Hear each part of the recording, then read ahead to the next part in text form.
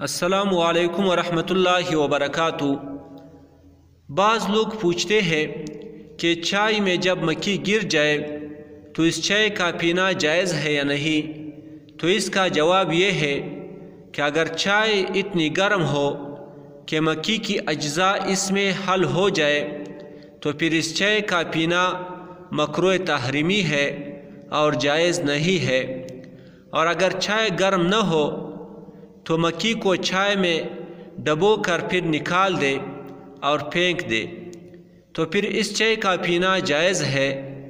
لیکن اگر کسی کی طبیعت اس کے پینے کو گوارا نہ کرے تو نہ پیے، کیونکہ پینا جائز ہے، واجب نہیں ہے۔ یہی مسئلہ درج ذیل کتابوں میں مذکور ہے۔